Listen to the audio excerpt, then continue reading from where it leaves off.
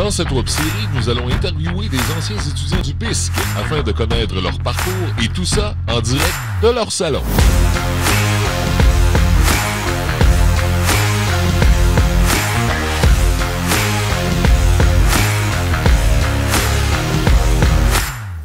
Salut, mon nom c'est William-Alexandre Thibault. Je suis finissant de l'année 2010 du PISC et dans le fond, en ce moment, je suis lead artiste technique.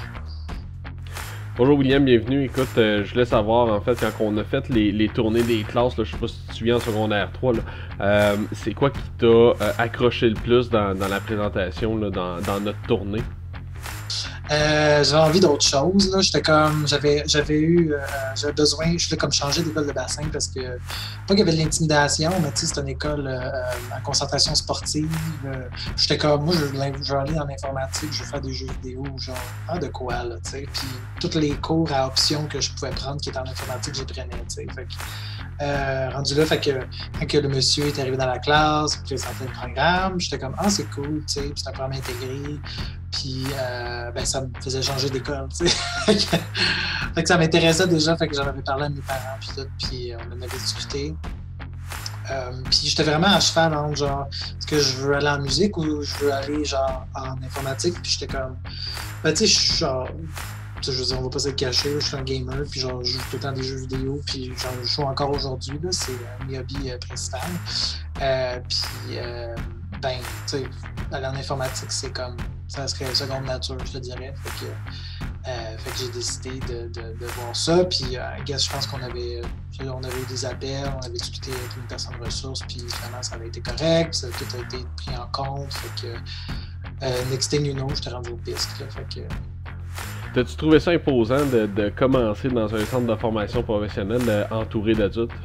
Non, c'est ça. Du côté, j'étais pas trop imposé. J'avais hâte de commencer de quoi de nouveau. Fait que pour moi, c'était vraiment excitant là, quand je rentrais. Puis, tu sais, j'étais comme, ah, ben, tu sais, je vais faire de quoi de plus sérieux. Ben, tu sais, du moins, tu sais, avec le programme intégré, je savais c'est quoi qu'il allait engendrer. Fait que j'étais comme content parce que je suis comme, ben, ok, je vais aller dans quelque chose qui va probablement me servir plus tard, tu sais. Puis, ça te motive un peu, là, je te dirais. Puis, comme je te disais, moi, c'était d'avoir un start fresh là aussi que je voulais. Fait que moi, ça m'a donné super bien. Donc. Comment tu as trouvé ça, l'espèce de synergie là, de tout le monde ensemble comme ça qui sont quand même intéressés là, d'une façon ou d'une autre à l'informatique? Là. Des fois, il y en a qui sont plus intéressés, d'autres moins. Mais tu sais, comment tu as trouvé ça, l'espèce d'ambiance de tout le monde ensemble comme ça? Ben, c'était cool parce qu'on était comme tout weird ensemble. Tu sais, comme, moi, on était tous geeks de notre propre manière. Il y en a qui venaient de d'autres backgrounds différents puis qui étaient juste intéressés. Fait que c'était le fun. Tu sais, comme on venait parce qu'on venait faire le programme, tu sais, fait qu'on avait déjà quelque chose qui nous reliait un petit peu ensemble, qui nous démarquait d'un élève d'un secondaire quelconque, là. Donc, pour moi, c'était plus intéressant parce que, je veux dire, on avait le côté secondaire, ben, il fallait faire nos cours de base secondaires, mais on avait aussi la partie informatique qui était vraiment spécifique là, au programme, fait que c'était plus facile de... Mais tout le monde passait à travers la même affaire. C'est le fait que tout le monde pouvait relate entre eux, que je pense que c'était bien. Ben, du moins, moi, ça m'avait apporté beaucoup de bien parce que, justement, l'intégration...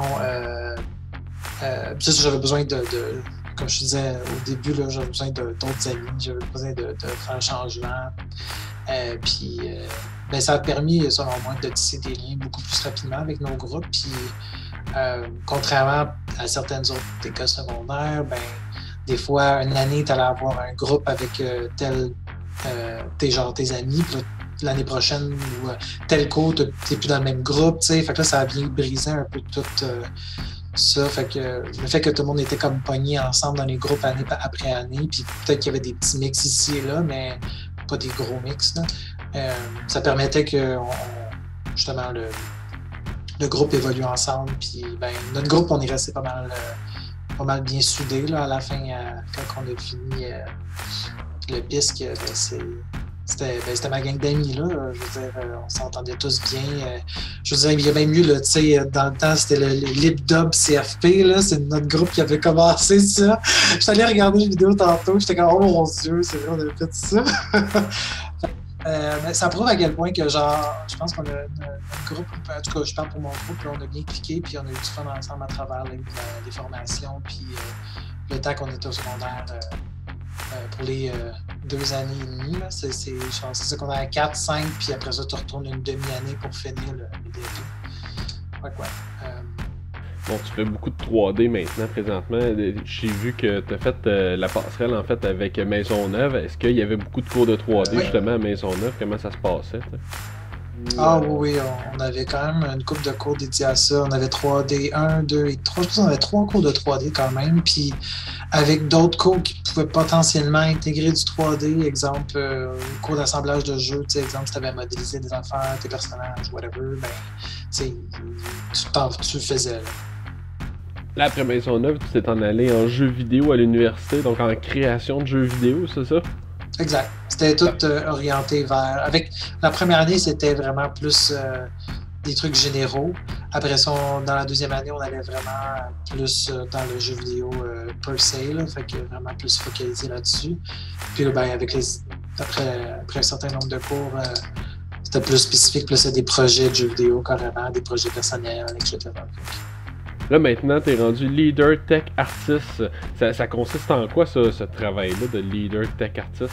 Tech artist, c'est plusieurs choses. C'est tout et rien en même temps. Dans le fond, tech artist, ça va dépendre du domaine dans lequel tu travailles. Donc, puis d'une compagnie à l'autre, les tâches vont varier grandement selon tes skills, le département dans lequel tu es, puis tes responsabilités en général. Donc, moi, personnellement, en ce moment, je suis lead tech artiste.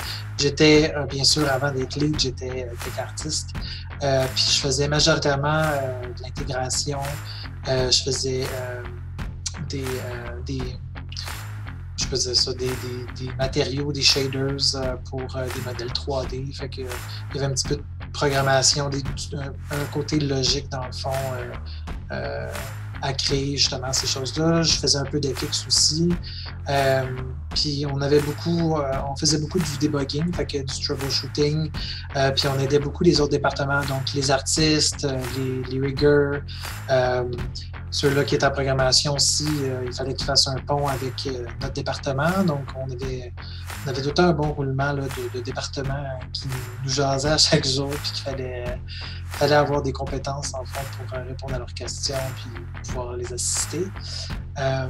Artiste technique, il faut que tu saches un peu comment tout fonctionne. Il faut que tu saches débugger le logiciel Maya, il faut que tu saches débugger le logiciel 3ds Max, il faut que tu saches comment ton engin de jeu fonctionne. Tu vas passer la majorité du temps à débugger des affaires qui ne fonctionnent pas. Tu vas aider des artistes qui ont des problèmes, ils ont toujours des problèmes. Fait que tu sais, c'est un roulement comme ça. Puis moi, ce que je trouve le fun des tech artistes, c'est que moi, personnellement, de mon côté, j'aime beaucoup aider les gens. Fait que de pouvoir aider au niveau technique, aider au niveau brainstorm même sur des problématiques, puis trouver des solutions, ça m'enrichit moi personnellement, puis ça fait en sorte que j'aime mon travail. Mais je sais pas si j'avais mentionné le studio pour lequel je travaille. Nous autres, on fait des séries d'animation 3D, mais on travaille dans un engin de jeu vidéo. Puis on travaille en ce moment dans Unreal, fait qu'on fait du render real time. Tu sais, c'est comme si tu faisais de la 3D mais en temps réel là, au niveau du rendu. Fait que c'est quand même assez spécial. Ça fait pas longtemps que ça existe, ou du moins que c'est commun. Fait que beaucoup de choses à défricher, beaucoup de limitations techniques à surmonter. Parce que c'est pas un moteur de rendu qui va... Tu sais, comme tes images vont sortir... exemple, tu fais une séquence puis des shots.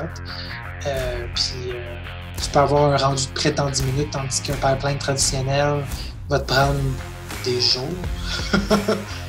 Merci Will de t'être prêté au jeu, c'est très apprécié, puis on continue à garder contact. Salut!